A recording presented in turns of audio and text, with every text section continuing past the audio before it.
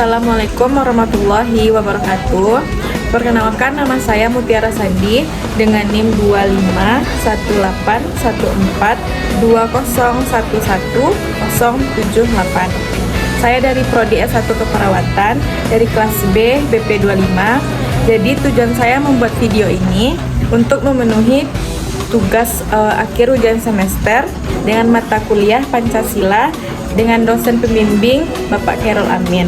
Baiklah, pada video kali ini saya akan membahas topik yang sedang hangat-hangatnya tentang rapuhnya rupiah dan runtuhnya integritas suku. Nah, akhir-akhir ini kita sering mendengar kabar yang kurang sedap dari sektor ekonomi negara kita.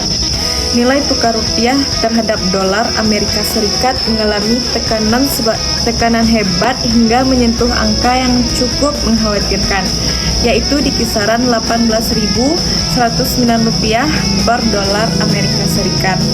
Banyak orang yang mengira ini murni karena faktor ekonomi global seperti kebijakan suku bunga di Amerika.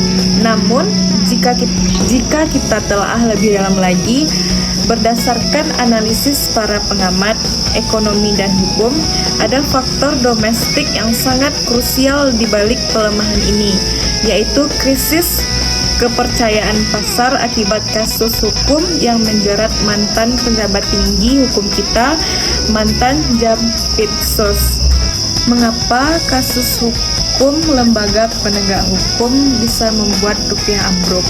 Jawabannya adalah sentimen pasar. Ketika lembaga yang seharusnya menjadi benteng terakhir pemberantasan korupsi justru tersandung masalah integritas. Investor asing dan pelaku pasar modal akan melihat adanya ketidakpastian hukum di Indonesia. Hukum yang tidak pasti membuat mereka takut untuk berinvestasi. Akibatnya, terjadi penarikan modal besar-besaran atau capital outflow. Ketika modal asing keluar, permintaan terhadap dolar meningkat dan nilai rupiah kita pun langsung merosot tajam. Dari sini kita bisa melihat bahwa ekonomi dan hukum di sebuah negara itu saling mengikat. Lihat fenomena ini, pendapat saya adalah kita tidak boleh lagi memandang anjloknya nilai mata uang sebagai masalah angka di depan bursa saham saja.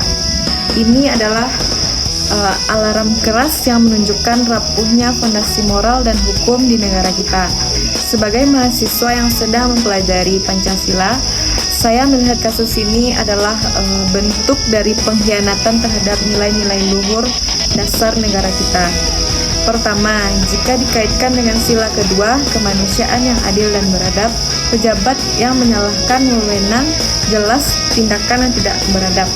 Dampak dari rupiah yang melemah ini akan memicu inflasi, membuat harga barang pokok naik, dan yang paling menderita adalah rakyat kecil.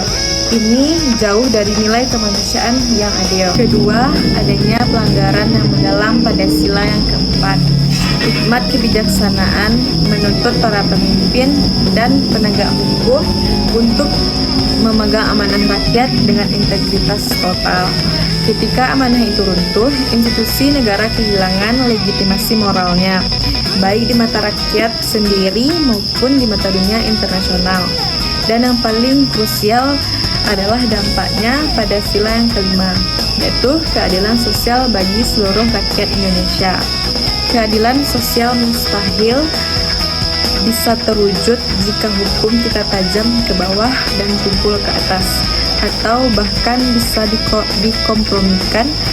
Pelemahan ekonomi akibat hilangnya kepercayaan ini pada akhirnya memperlebat jurang kesenjangan sosial di masyarakat. Kesimpulan dari opini yang saya sudah jelaskan tadi, yaitu menjaga stabilitas rupiah dan kedaulatan ekonomi bukan hanya tugas Bank Indonesia lewat kebijakan moneter atau intervensi pasar. Ini adalah tugas kolektif seluruh elemen bangsa, terutama bagi para penegak hukum untuk menjaga integritasnya. Karena tanpa penegakan hukum yang bersih dan berkeadilan yang berlandaskan pada Pancasila, ekonomi kita akan selalu rapuh dan mulai diguncang oleh krisis kepercayaan. Mari kita wujudkan momentum ini untuk kembali membumikan nilai-nilai. Demikianlah materi dari saya. Apabila adanya perbedaan pendapat, saya mohon maaf. Assalamualaikum warahmatullahi wabarakatuh.